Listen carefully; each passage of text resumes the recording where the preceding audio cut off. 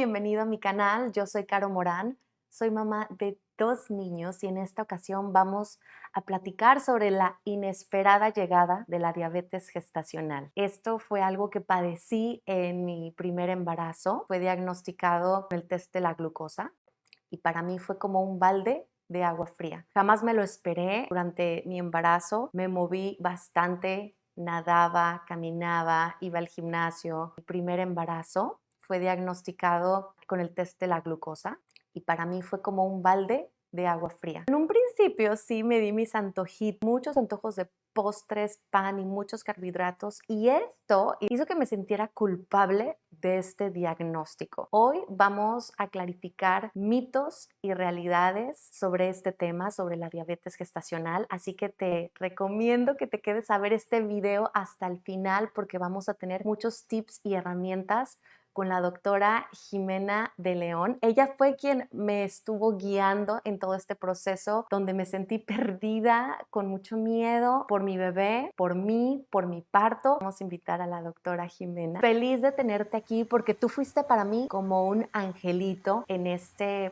proceso de la diabetes gestacional y me sentía perdida y tú me diste muchísima esperanza, tranquilidad y pues me llevaste de la mano todo el tiempo, pero en un principio cuando me dan este diagnóstico me llené de tantas dudas y te encontré, primero que nada para que nos expliques, retomemos desde un inicio, ¿qué es la diabetes gestacional? La Asociación Americana de Diabetes la define como alteración de glucosa en el embarazo. Pero para que lo puedan entender un poquito más, en el segundo y en el tercer trimestre, lo que pasa es que hay una alteración, que quiere decir hay una resistencia a la insulina que provoca las hormonas de la placenta, principalmente el cortisol y el lactógeno placental. Estas generan que haya mayor resistencia a la insulina y por eso hay alteración de la glucosa. ¿Tiene que ver el que tengamos un aumento de peso excesivo en el embarazo, ver que estés delgada? Porque yo me consideraba delgada en este primer embarazo y súper atlética, ¿no? Muchísimo movimiento en el embarazo, pero al final eso como que no sirvió de nada. En realidad son factores de riesgo. Los factores de riesgo son los que te llevan a desarrollar diabetes gestacional. Estos factores de riesgo son tener más de 30 años, tener antecedentes familiares de diabetes, tener antecedente de diabetes gestacional en embarazos previos, síndrome de ovario poliquístico. Por raza, literal, hispanoamericanos tenemos mayor riesgo de tener diabetes gestacional. Tener tratamiento para VIH también es un factor de riesgo. Bueno, y la más importante que se me olvidó es tener sobrepeso u obesidad previo al embarazo. ¿Estás embarazada? No, te enteras que estás embarazada. ¿Se puede prevenir? ¿Puedes hacer algo para que en el test de la glucosa no salgas con diabetes gestacional? Sí, en realidad si tú sabes, o sea, de todo lo que mencioné ahorita de factores de riesgo, si tú sabes, vas haciendo como palomitas, ok, sí, tengo más de 30, en mi familia hay diabetes. Entonces, lo más importante es que sabiendo, o sea, bueno, que identificaste estos factores de riesgo, lo importante es que tengas un muy buen estilo de vida y hacer cambios. Lo ideal sería previo a tu embarazo, pero si no, o sea, si ya sabes que estás, si no lo hiciste previo, ya sabes que estás embarazada, que tienes estos factores de riesgo, lo importante es que lleves una muy buena alimentación, es decir, que esté balanceada, agregues ejercicio si es que no lo haces, si haces ejercicio que lo continúes y con esto no quiere decir que ya no lo vas a presentar, sino que estás reduciendo las probabilidades para presentarlo. ¿Cómo se determina que tienes diabetes gestacional? ¿Cuáles son las 2 pruebas de la glucosa específicamente? ¿Cómo funcionan? Estas pruebas se hacen, como les mencioné, de las 24 a las 28 semanas y hay dos tipos de pruebas, la de un paso y la de 2 pasos. La de un paso se hace esa normalmente la hacen más en México, la hacen con una carga de 75 gramos de glucosa. Entonces haces un ayuno de 8 horas, llegas al laboratorio, te hacen la primera prueba que sería en ayuno, te dan la carga de glucosa y te miden la glucosa otra vez a la hora y a las 2 horas. Con un valor elevado de esos 3, te hacen el diagnóstico de diabetes gestacional. Esa es la prueba de un paso. La prueba de 2 pasos, lo que hacen es, no te piden ayuno, te dejan ir a desayunar y te toman la glucosa. Si esa glucosa sale elevada, entonces te llevan al segundo paso. Otra forma de hacer también esa de 2 pasos es que sin sin decirte que vayas a desayunar, te dan una carga de 50 gramos de glucosa. Igual, si sale alterado, te vas al segundo paso. Y el segundo paso, ya te miden la glucosa en ayuno, a la hora, a las 2 horas, a las 3 horas, y con 2 valores alterados hacen el diagnóstico de diabetes gestacional. Entonces, digamos que la de 2 pasos es menos estricta y te están dando un poco más están viendo como en 2 circunstancias diferentes si estás teniendo o no alteración de la glucosa.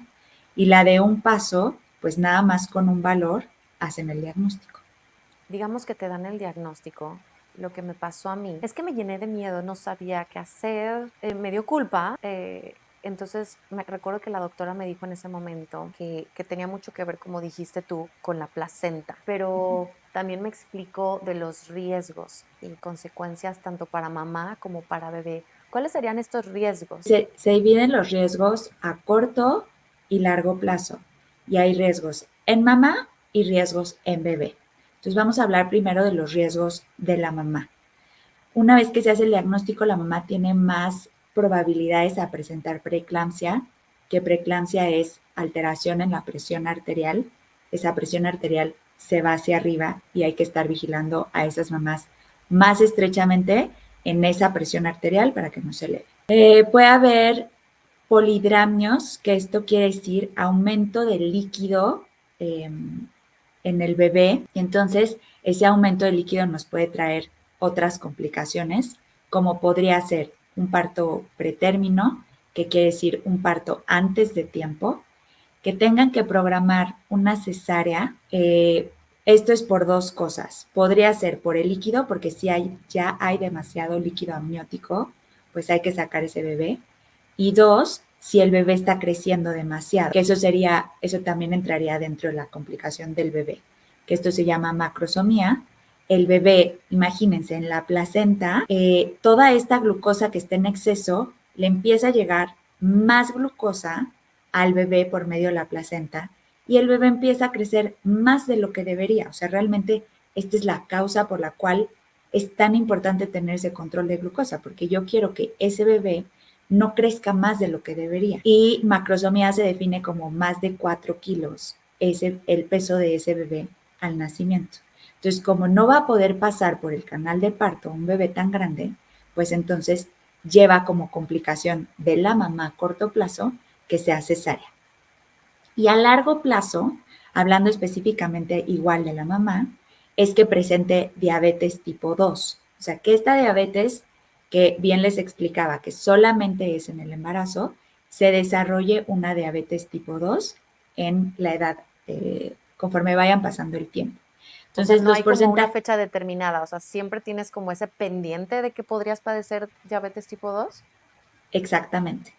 El porcentaje va incrementando conforme pasa el tiempo. Entonces, en cuanto nace el bebé, del 5 al 10%, luego debuta como diabetes tipo 2. Después, entre los 5 y los 10 años, este porcentaje aumenta de 20 a 50%. Y a partir de los 10 a 20 años que tuviste a tu bebé, ese porcentaje va del 35 al 60%. Entonces, aquí lo más importante, y con lo que quiero que se queden, es que hay que vigilar a esa mamá. Si tú sabes que tuviste diabetes gestacional, debe de haber un control cada 3 años de cómo está esa glucosa. Y en cuanto nace tu bebé, la primera prueba que se hace es de las 4 a las 12 semanas, se repite una curva de tolerancia a la glucosa con una carga de 75 gramos, como les explicaba hace rato, para asegurarnos que esa glucosa cuando nació ese bebé ya se normalizó. A mí no me la hicieron. Te la debieron de haber hecho. A lo mejor te pidieron que te estuvieras picando como haciendo un monitoreo, que puede ser de glucosa en varios momentos del día, y pues eso también nos daría una idea de si se está normalizando o no. Pero lo que dice la ADA, que es la Asociación Americana de Diabetes, es que de las 4 a las 12 semanas se repita esa curva de tolerancia a la glucosa. Wow. Y o sea, digamos que si tu doctor no te lo pide, tú ser consciente que lo puedes pedir, ¿no? Que estás en tu derecho también para tener ese conocimiento, ¿no? Exacto, y también puede ser un recordatorio al doctor, ¿no? A lo mejor el doctor que te está dando el seguimiento, en ese momento que te revisó y que te preguntó que cómo va todo, no se acuerda que tuviste diabetes gestacional. Entonces, si tú lo tienes en mente y sabes que tienes que tener un control después, pues obviamente le recuerdas al doctor o tú vas al laboratorio, te haces la prueba y le llevas los resultados a tu doctor. Que eso lo podría hacer en México, ¿no? En Estados Unidos el control no está tan fácil de ir, yo voy a ir a hacerme la prueba. Y complicaciones para el bebé, yo me acuerdo, a mí me causó mucho, no sé, lo padecí en un principio, fue muy retador todo este proceso de tener diabetes gestacional, porque yo no quería ser medicada, ¿no? Le tenía como pánico a ser medicada, y ahorita me gustaría que platicaras de el por qué se tiene que medicar, ¿no? Al final del camino con insulina, cuando lo padeces. Lo pude controlar yo con la alimentación, aprendí mucho sobre mi cuerpo. En un principio recuerdo que me piqué y lloraba, la primera vez que me estaba picando mi dedo, yo lloraba de, ay, es que me duele, ¿por qué estoy viviendo esto? ¿No? Como víctima, coraje, ¿por qué me está pasando esto a mí? ¿No? Y no me salía la sangre, yo me picaba y pues era nueva, ¿no? La primera vez que me tenía que picar el dedo, la pasé terrible. Luego platiqué contigo, me dijiste de estos aparatitos, ¿no? Que te los pegas en el brazo. Y sí, eso fue un cambio de absolutamente todo. En un principio como que dije, ay, me dolerá, ¿no? En el brazo. Fue la mejor herramienta que me pudiste haber recomendado, que aquí en Estados Unidos mi doctor no me lo recomendó. Él me decía, pues ya pícate el dedo y no pasa nada. Recuerdo que me pidieron que me estuviera midiendo la glucosa 4 veces al día, y uno en ayuno y las otras 3, 2 horas después de cada comida. Y el haber sido diagnosticada agregó una visita más al especialista aquí en Estados Unidos para ver mis niveles, ¿no? Yo se los tenía que escribir en una hoja, o cuando ya tenía la app le enseñaba los niveles en la app, y me acuerdo que a ti también te los mandaba por si teníamos que hacer ajustes en la dieta. Y al final, controlarlo con la dieta, me di cuenta que es prueba y error, ¿no, Jime? Es como el momento de conocer a tu cuerpo, realmente cómo reacciona a cada instante. Es impresionante. Exactamente. Entonces, realmente lo importante es lograr ese control de glucosa. Los piquetes en el dedo, la recomendación es hacerlo en los dedos medios, que son los dedos que menos utilizamos y que están más suaves. Lo ideal es hacer el piquete alrededor, o sea, en la orillita del dedo, porque ahí es donde hay más irrigación, entonces la gotita de sangre va a salir más fácil. Sí, la recomendación es pedirlo en 4 momentos del día, que es en ayuno, a la hora o a las 2 horas después de desayunar, comer y cenar, y entonces así se van ajustando. O sea, lo que queremos es tener, yo les digo, fotos de distintos momentos de cómo está tu glucosa para verificar que realmente está controlada. Y con el sensor, que el sensor es una herramienta en realidad súper buena porque al final del día el estarte picando genera estrés. Genera estrés, se te puede olvidar, ay, no me fijé a qué hora comí, ya no sé si pasó 1 hora, si fueron 2 horas, y entonces esa toma de glucosa pues no es tan confiable. El sensor, pues obviamente solo te lo pones, este sensor dura 14 días, con el celular vas teniendo como todas las mediciones, pero sí hay que considerar que obviamente lo más preciso va a ser el piquete del dedo. Entonces, lo que yo les digo a las mamás, si vemos un valor que no nos hace sentido y traes el sensor puesto, lo vamos a verificar con piquete en el dedo para estar 100% seguros que ese valor de glucosa sí estuvo muy alterado o está muy abajo, que puede pasar cualquiera de las dos cosas. Entonces, son herramientas muy buenas que nos ayudan para justo ir ajustando. Identifico que a esta mamá este alimento sí le eleva la glucosa, entonces vamos a quitarlo. Vamos a mezclar los alimentos de esta forma para evitar ese pico de glucosa. Y sabes, cuando me puse a investigar, Jime, me llamó mucho la atención en el orden en el que consumes los alimentos, tiene un impacto en tus picos de glucosa. Por ejemplo, si empiezas con la ensalada, la proteína, y dejas al final el carbohidrato, puede que tengas un menos de pico, ¿no? Reduces. ¿Por qué? Literal es por la primera respuesta que llega a tu cuerpo del alimento que estás consumiendo. Entonces, lo ideal es primero comer, así como lo dijiste, una ensalada o una grasa con proteína que serían nueces, almendras, pistaches, crema de cacahuate, una Aguacate. proteína, aguacate, que eso se entraría en grasas solas, aguacate, aceite de oliva, que esas son grasas, una proteína que podría ser un poco de queso, un pedacito de pechuga de pavo, que esa pechuga de pavo sea de muy buena calidad. Eso va a hacer que cuando tú consumas el carbohidrato, esa respuesta a la glucosa no tenga un pico y da tiempo para que tu insulina, que la insulina es la que produce el páncreas y es la encargada de regular esos niveles de glucosa, le dé tiempo a la insulina de subir y entonces eso hace que no tengas un pico. Entonces, el orden sí hace toda la diferencia, incluso, sobre todo si llevas muchas horas sin haber comido algo. Entonces, el ejemplo perfecto que les pongo es tipo 5 o 6 de la tarde, que se te antoja algo, por lo primero que irías sería por una fruta o quizá una, no sé, una barrita, algo que Una tenga como cereal galleta. que sea crujiente, exacto. Eso va a generarte un pico. Entonces, lo que es ideal es que primero te comieras unas nueces o una verdura que podrían ser, yo les digo que los tomatitos cherry es una estrategia súper fácil, son súper prácticos, te comes unos cuantos y después te comes esa fruta o ese carbohidrato que no tengas azúcar simple para que no te genere un pico de glucosa. Tuve varios picos de glucosa y verlos, o sea, estuve a punto de que me dieran insulina. Y esto siento que también genera estrés y el estrés también nos afecta. Exacto. Lo más importante es que haya control. Ahora es muy importante que sepan que el 80 al 90% de los pacientes que tienen diabetes gestacional se controla con estilo de vida. ¿Y a qué me refiero con estilo de vida? Alimentación y ejercicio.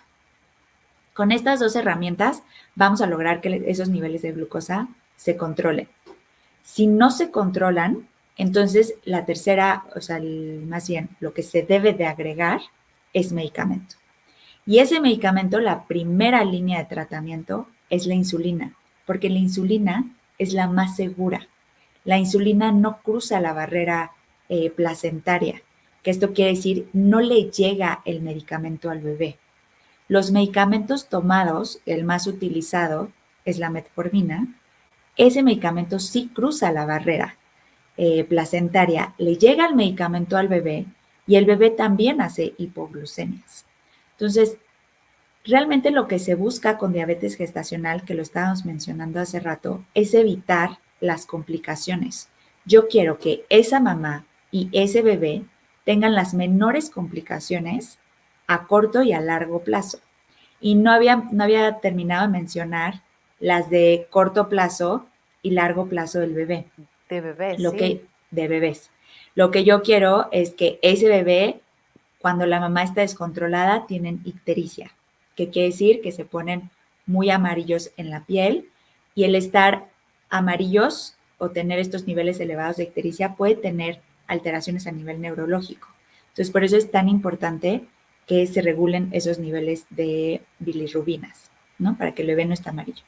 Puede hacer hipoglucemias el bebé. Esto quiere decir que la glucosa baja de manera constante y para que más o menos se den una idea, esta sensación que nosotros tenemos cuando hacemos un ayuno muy prolongado, de dolor de cabeza, sudoración fría, sensación de que nos vamos a desmayar, pues obviamente en un bebé que es tan chiquito es muy delicado y puede ser muy grave que tengan una hipoglucemia. Entonces, no queremos que ese bebé tenga este riesgo. Ahora, también puede haber disminución en la calificación de APGAR, que es una calificación que les dan a los bebés cuando nacen. Esta calificación también se puede ver afectada por este descontrol de glucosa, que la hemoglobina esté baja y que nazcan grandes, que esto ya lo habíamos mencionado, que es la macrosomía. Pero no solo, digamos, no solo el bebé es grande, sino leía que también los órganos, o sea, Claro, todo crece, tanto físico, o sea, lo de afuera que vemos y los órganos también están creciendo de más, ¿no? ¿Y esto por qué es malo? esto es malo porque digamos que estás generando una respuesta para que el bebé tenga mayor factor de riesgo a largo plazo de obesidad y que presente diabetes tipo 2 en la adolescencia, o sea, pueden debutar desde la adolescencia o ya en la vida adulta, porque está llegando demasiada glucosa desde una edad muy temprana. Y en esa edad que es tan temprana, por eso es tan importante cuando los niños ya empiezan con alimentación complementaria y cuando ya empiezan a involucrarse en la dieta familiar, no introducir el azúcar porque eso nos predispone a tener estos problemas de obesidad a largo plazo. Entonces, lo que queremos, imagínense, desde chiquitos, en donde está viendo toda la parte de programación fetal, todos los genes, todos los funcionamientos del cuerpo normales se están, eh, se están creando, pues obviamente el que llegue tanta glucosa va a tener un impacto a largo plazo, a corto y largo plazo. Entonces, mi mayor reflexión en esta parte es que no se preocupen por el medicamento, sino el principal objetivo es que mamá y bebé estén bien, que evitemos todas las complicaciones y que cuidemos esa salud de ambos. Y que si llega a ver la medicación, también quitar esta parte de la culpabilidad, ¿no, Jime? Porque es, no lo pude controlar con la dieta, ahora me van a medicar. O sea, esa como que también me daba mucho miedo. Y al final es una herramienta que te va a ayudar a prevenir estos futuros casos de obesidad o diabetes en tu bebé y en ti, ¿no? Al final va a ser una herramienta que te va a ayudar cuando está descontrolado tus niveles, ¿no? Exactamente, o sea, yo lo que les digo es, obviamente queremos utilizar las menos herramientas posibles y que el cuerpo responda, pero a veces el cuerpo no responde. Y no es que lo estés haciendo mal, sino que simplemente necesita más ayuda, ¿no? Quizá no estás haciendo tanto ejercicio, bueno, entonces enfoquémonos en aumentar el ejercicio. Enfoquémonos en que anotes exactamente cuando tuviste un pico, qué fue lo que te generó el pico y entonces vamos a quitar por completo ese alimento porque sabemos que en ti eres más sensible y que sí te genera una alteración de glucosa. Por Y si ejemplo, con para todas mí, estas... Jime, por ejemplo, para mí fue el arroz blanco, ¿no? En el sushi. Y yo dejé de comer sushi porque sí me di cuenta que me daba unos picos terribles. Pero también explicar que no porque me estás viendo a mí que te estoy platicando que es el arroz blanco, cada cuerpo es diferente y por eso tienes que como echar un clavado en ti mismo para conocerte cómo reaccionas, ¿no? Con cada alimento. Yo quería preguntarte, primero que nada, sí, cada cuerpo es diferente y la otra es, eh, conforme van pasando las semanas, ese mismo alimento puede reaccionar diferente en tu cuerpo en 4 semanas. Sí podría ocasionar una respuesta distinta porque a lo mejor lo combinaste distinto. Entonces, al combinarlo distinto, o a lo mejor no te dio tiempo de comerte primero la ensalada, tenías prisa, tú te habías dado cuenta que podías comer, en tu caso, sí te elevó el arroz blanco, que normalmente el arroz blanco sí tiende generalmente a elevar glucosa. Pero vamos a suponer que al principio tú te diste cuenta que podías comer plátano y el plátano no te generaba pico y después sí te generó pico. Entonces tendríamos que evaluar toda la situación en concreto y ver si te lo comiste solo, a lo mejor te lo comiste completo, a lo mejor era un plátano mucho más grande porque varía muchísimo en tamaño y a lo mejor también en ese momento estabas muy estresada y eso también generó que hubiera una mayor elevación de glucosa o estabas enferma de gripa y también una respuesta inmune genera mayor elevación de glucosa, ¿no? Entonces sí existen muchos factores. Aquí lo más importante es que se tenga un control de glucosa. Y les voy a mencionar cuáles son los valores de control, que esos son bien importantes que lo sepan para saber, ¿estoy controlada o no estoy controlada? En ayuno debe de estar por debajo de 95, a la hora debe estar por debajo de 140 y a las 2 horas debe estar por debajo de 120. Si tú tienes estos tres valores, la hora y las 2 horas son después de haber comido, desayunado o cenado.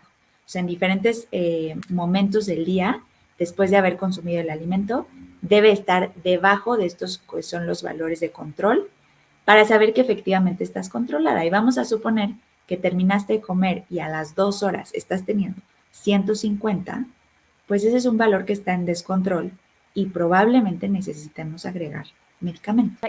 ¿Como cuántos strikes tienes? O sea, ¿como cuántas oportunidades tienes reales para tomar la decisión de medicar a un paciente? Pues lo que yo les digo es que evaluemos perfectamente la situación. ¿Qué fue lo que pasó? ¿Comiste fuera de casa? ¿No comiste fuera de casa? Tú ya sabes que comiendo fuera de casa generalmente es pico. Entonces, no es lo ideal que comas fuera de casa. O el orden en que comiste, quizá no metiste ensalada, como que evaluar.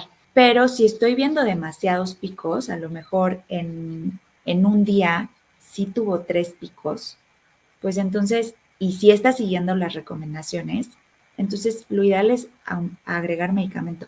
Al final del día, el único objetivo es evitar complicaciones. ¿El Entonces, entre medicamento más tiene pronto, complicaciones? ¿Tiene riesgos? la insulina es el más seguro que hay. Ok. Riesgos en cuanto a que pueda bajar la glucosa de más, sí, y la mamá se puede llegar a sentir mal porque hizo hipoglucemia, pero una dosis que es muy bien manejada, se le explica perfecto a la mamá que debe de estar comiendo porque la insulina hace su efecto, la mamá coma o no coma, la insulina sigue haciendo su efecto y hay diferentes tipos de insulina. Pero una vez sabiendo esta información, la verdad es que a las mamás les va muy bien. Al bebé también tiene que haber como checar su glucosa cuando son niños o adolescentes. Hay que hacerles una prueba conforme pasa el Cuando tiempo. son, cuando son muy chiquitos, no hay necesidad de estarles checando la glucosa, a menos que los hayan separado al momento del nacimiento, que se den cuenta que sí está haciendo hipoglucemias el bebé, que es una complicación de corto plazo, ahí sí se la van a estar tomando. Pero la lactancia materna es un factor protector. Y aquí sí me gustaría explicarles un poco al respecto, porque es una herramienta que tiene cualquier mamá, que lo que dice la información es que al menos 3 meses de lactancia materna va a reducir el riesgo en la mamá de tener diabetes tipo 2 y también reduce el riesgo en el bebé. Entre más tiempo, también hay estudios que hablan de más de un año de lactancia, de reducir ese riesgo en el bebé de desarrollar diabetes tipo 2. Entre más tiempo, mayor protección. Mm. Fíjate que, Jime, yo te puedo contar las dos partes de la historia y creo que eh, es muy oportuno decir que debamos de hacer otra entrevista para platicar solo sobre la lactancia materna. En mi primer embarazo fui una vaca lechera, yo tenía muchísima leche, pero yo también por haber estado separada de mi bebé al nacer, que él estuvo en NICU por 3 días, esto generó que pues yo me tuviera que sacar leche, hacer que bajara la leche, todo, digamos, artificial con el sacaleches, no con mi bebé, ¿no? Entonces me seguía sacando súper eh, disciplinadamente en la mañana, en la tarde, en la noche y de madrugada. Incluso cuando yo ya tenía un flujo, yo sentía un flujo normal de mi lactancia, pero yo me llené de tanto miedo y veía que me funcionaba al sacarme leche que yo seguía haciéndolo. Pero con mi segundo bebé no tuve diabetes gestacional y no me saqué leche. A él no me lo separaron al nacer ni nada. Yo decía, pues yo soy una vaca lechera, confío muchísimo, pero sí cambié este factor de sacarme leche. Y fíjate que a los 6 meses, ahorita que acabamos de pasar por este, digamos, momento difícil, pues me bajó la producción y no me salía leche, me sentía las boobies todas aguaditas, nada. Y yo así, es que ¿qué está pasando? ¿No? Me llené de dudas, me llené de miedo, de mucho estrés y siento que eso también provoca que me bajara la leche.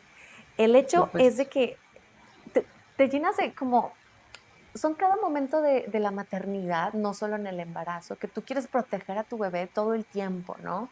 Y cuando las cosas no empiezan a salir como tú quieres, pues te sientes un poco perdida y te sientes como que eres una mala madre, ¿no? ¿Qué podemos decir al respecto? Me encantó que lo conectaras como esta herramienta de la lactancia y yo en mi experiencia te puedo decir, Jime, que relaciono mucho el sacaleches con mi buena producción y esto que involucra mucho más trabajo, es la realidad. O sea, porque toma tiempo sacarte leche, toma tiempo lavarlos, el aparatito, toma tiempo que se seque y todo. O sea, como que es un trabajo extra, pero para mí, en mi caso, siento que vale mucho la pena y creo que es la única forma real de mantener una lactancia exitosa. ¿Tú qué me puedes decir de esto? La realidad es que no. No, no se necesita un extractor para lograr una lactancia exitosa. Para que se den una idea, el extractor solo saca el 70% de lo que realmente hay. 70%, o sea, no llega al 100%. La boca de un bebé, la succión de un bebé es tan perfecta que logra el vaciamiento completo del pecho. Y digo completo porque el pecho nunca está vacío. Literal, cómo funciona la lactancia es a mayor succión, mayor producción de leche. No hay otra. Entonces, muchas veces, lo que yo les digo, sobre todo cuando son mamás de un segundo bebé, pues tienen menos tiempo, hay más estrés, hay más actividades porque pues están con el grande y con el chiquito y eso pudiera llegar a generar que a lo mejor te lo pegas menos veces y el pegártelo menos veces reduce esa producción. El estrés está comprobado que genera esta disminución de producción. Entonces, por eso es bien importante enfocarnos en cómo está la mamá, en trabajar en la parte de la mamá, en que tenga estos momentos de calma, estas herramientas para disminuir el estrés. Y si nos ponemos a pensar, el estrés está involucrado todo el tiempo alrededor de nuestras vidas y tiene un impacto en salud, tiene un impacto en producción de leche, tiene un impacto en nuestro estado de ánimo. Y entonces por eso es bien importante pedir ayuda cuando se requiere y tener estas herramientas y tener esta información para poder hacer la diferencia en esta producción y saber que no necesariamente necesitas ver cuánta leche hay para saber que sí estás produciendo suficiente. Sí, es como una idea. Mm, a veces sí, típico que digan, no, es que tu bebé va a dormir más si le das un biberón y ves cuánto come porque ya se va con la pancita llena. Eh, pero es que nunca vas a saber cuánto está comiendo tu bebé si le estás dando pecho, ¿cierto? Cierto. ¿Cómo sé que mi bebé está bien? Porque está creciendo bien, está contento. Les digo, un bebé que no está comiendo suficiente no deja de llorar. O sea, pero estoy hablando de un llanto que no se tranquiliza con nada. Ahora, ojo, recuerden que el único medio de comunicación de un bebé es por medio del llanto, cuando son muy chiquitos. Entonces lloran porque el pañal está sucio, lloran porque tienen calor, porque tienen frío, porque quieren estar simplemente cerca de ti.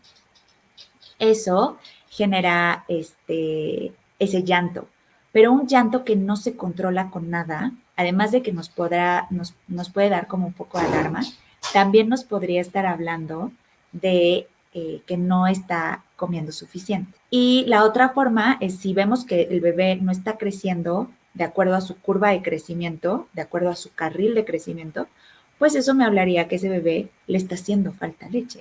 Pero si está contento, está creciendo, mamá, no tienes de nada que preocuparte porque tu bebé está comiendo suficiente. Y hay que confiar en el cuerpo. La glándula mamaria está hecha para producir leche. Esa es su función. Entonces, muchas veces dudan de esta capacidad que tienes como mujer de producir esa leche, más todos los comentarios que recibes alrededor, que de verdad piensas que el ver cuánta leche está comiendo tu bebé es lo ideal, pero la realidad es que mientras tú te lo pegues y veas a tu bebé contento, es más que suficiente. Me encanta esta herramienta de la lactancia como prevención de la diabetes, tanto para mamá como para bebé. Y si no pudiste por cualquier razón, dar la lactancia materna por más tiempo de lo que te dio tu cuerpo, ¿no? Por cualquier razón que haya sido, ¿qué otra herramienta puedes tener a la mano para prevenir padecer diabetes, tanto mamá como hijo, diabetes tipo 2? Estilo de vida. O sea, vamos a suponer que tuviste un escenario en el que hiciste todo, pero no lograste mucho tiempo de lactancia, porque acuérdense que cada historia es diferente y cada circunstancia que vive mamá y bebé pues son muy específicas. Estilo de vida sería nuestra siguiente herramienta. Ejercicio y alimentación. Ejercicio es algo que nos previene contra muchísimas enfermedades. Y la alimentación, pues desde que son pequeñitos, ayudamos muchísimo cuando se empieza la alimentación complementaria y los 2 primeros años de vida, lo ideal es no introducir nada de azúcar. Los estamos protegiendo eh, para lo que va a venir, o sea, más bien para este factor de riesgo que tienen por la mamá haber tenido diabetes gestacional. Lo protegemos con la lactancia el tiempo que haya logrado esa mamá y ese bebé, pero nuestro siguiente paso sería alimentación y ejercicio. Jime, que en mi primer embarazo fui diagnosticada con diabetes gestacional y en mi segundo embarazo, desde el inicio, este chip estaba en mi cabeza. Era un miedo, un estrés, me moví menos porque estaba ocupada con mi otro bebé, porque no tenía ganas de moverme, no fui tan activa. Y hasta que llegó el día de mi test de la glucosa, pues, ¿qué crees? No pasé el primero y pues me decía el doctor, tienes altas probabilidades de padecerla en este segundo. Yo es que lo vengo sufriendo desde que me embaracé, o sea, fue demasiado estrés pensar en eso. Y hasta que me hice el segundo test y que no me llegaban los resultados y mi doctor no me marcaba y yo le marcaba, oye, pero ya te llegaron, no, no me ha llegado, pero ya te llegaron, no me ha llegado. Así yo tenía muchísimo miedo y resulta que no padecí diabetes gestacional. Fue una gran celebración, pero me decía mi esposo, ¿ves? ¿Y de qué sirvió tanta preocupación? Es que a veces como mamás como que nos extra preocupamos y pensamos mucho en el futuro y siento que no sirvió de nada. ¿Qué tantas probabilidades hay de que en mi primer embarazo tuve diabetes gestacional a mi segundo tenerla otra vez? Mira, en tu caso lo que pasó es que tú ya tenías toda la información y ya sabías que tenías todavía un riesgo más elevado porque ya lo habías vivido. Entonces, corrígeme si no, pero estoy segura que hiciste muchos cambios, estuviste mucho más consciente en tu segundo embarazo y aunque a lo mejor no hiciste tanta actividad o tú sentías que no era tanta actividad, pues con un bebé chiquito, pues no estabas quieta. No, Entonces, eso ayudó, pero principalmente lo que más te ayudó fue que ya sabías cómo mezclar los alimentos, lo empezaste a incorporar en tu vida diaria y obviamente eso tiene un impacto enorme. Tan lo tuvo que ya no presentaste diabetes gestacional en tu segundo embarazo. Entonces, esto, la verdad, si nos estás escuchando y eres una mamá que ya tuvo diabetes gestacional, sepas que no necesariamente lo vas a volver a presentar en tu segundo embarazo, sino que ya vas a tener las herramientas para poder utilizarlas y que tus probabilidades se reduzcan y quizá logres que no se presente. y como lo platicamos, o sea, te voy a compartir, para mí mis herramientas fue, como lo dijimos en un principio, fue el orden de los alimentos, el orden en el que consumo mis alimentos, siempre como la ensalada con una grasa, a mí me encanta ponerle aceite de oliva, mucho aguacate, y después la proteína y al final, si se me antoja, por ejemplo, en la mañana un pan tostado, me lo como al final. Y eso ya se me quedó como muy grabado, incluso cuando voy a los restaurantes, como que siempre empezar por la ensalada, la proteína y al final, digamos, el postre, ¿no? Esto ya se quedó como parte de mí y la otra parte es la que tú me recomendaste de hacer después de comer mínimo 10 minutos de caminata, que a veces yo sé que te sientes pesado, que dices que flojera, pero de verdad sí ayuda mucho la caminata, ¿verdad? Esto como 10 minutitos, mover tu cuerpo sí ayuda bastante. Ayuda bastante, de hecho es lo ideal, es una herramienta súper fácil de hacer justo después de comer. Nosotros que como buenos mexicanos estamos acostumbrados a una sobremesa amplia y platicar, pues aprovechar, levantarte y caminar. Después de Y platicar desayunar, comer y alrededor de la cenar, mesa. Podrías platicar alrededor de la mesa, podrías salir y aprovechar que te dé un poquito de sol, que además eso ayuda mucho con la vitamina D, que es bien importante en el embarazo.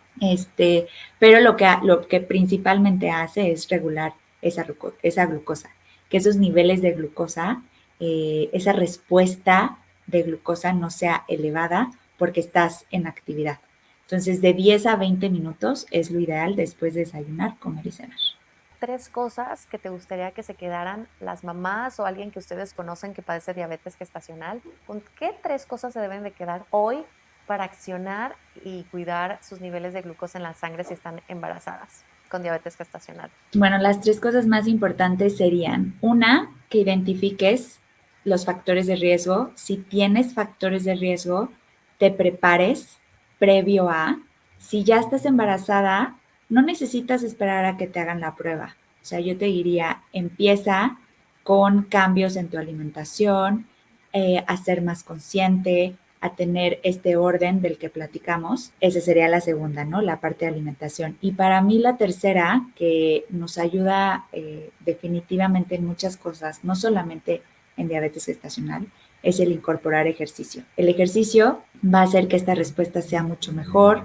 Además nos da calma, nos disminuye niveles de estrés, nos genera liberación de endorfinas, que son hormonas que nos dan felicidad. Y pues es un hábito bastante sencillo que realmente puede hacer la diferencia en muchas cosas y muchas complicaciones, o más bien complicaciones no como tal, sino más bien diría como todos estos síntomas que llegan a sentir cuando están embarazadas, que se hinchan de las piernas, que se sienten más cansadas. Realmente esto hace que se sientan mucho mejor y son cosas muy sencillas que pueden hacer. Ay, Jimmy, qué padre platicar contigo. De verdad te agradezco mucho tu tiempo, que yo sé que es muy, muy valioso. También agradecer a las personas que nos escucharon, que nos vieron por escuchar esta plática. Te agradezco mucho, Jimena. Nos vemos pronto para platicar sobre la lactancia materna. ¿Te parece? Seguro. Muchísimas gracias por la invitación y muchísimas gracias a todos por escucharnos con esta información. ¿Con qué 3 cosas se deben de quedar hoy para accionar y cuidar sus niveles de glucosa en la sangre si están embarazadas con diabetes gestacional? Bueno, las 3 cosas más importantes serían, una, que identifiques los factores de riesgo. Si tienes factores de riesgo, te prepares previo a. Si ya estás embarazada, no necesitas esperar a que te hagan la prueba. O sea, yo te diría, empieza con cambios en tu alimentación, a ser más consciente, a tener este orden del que platicamos. Esa sería la segunda, ¿no? La parte de alimentación. Y para mí la tercera, que nos ayuda definitivamente en muchas cosas, no solamente en diabetes gestacional, es el incorporar ejercicio. El ejercicio va a hacer que esta respuesta sea mucho mejor. Además nos da calma, nos disminuye niveles de estrés, nos genera liberación de endorfinas, que son hormonas que nos dan felicidad. Y pues es un hábito bastante sencillo que realmente puede hacer la diferencia en muchas cosas y muchas complicaciones, o más bien complicaciones no como tal, sino más bien diría como todos estos síntomas que llegan a sentir cuando están embarazadas, que se hinchan de las piernas, que se sienten más cansadas. Realmente esto hace que se sientan mucho mejor y son cosas muy sencillas que pueden hacer. Te agradezco mucho, Jime, te mando un beso grande y nos vemos pronto. Si te gustó este podcast, por favor, dale like, suscríbete, comparte.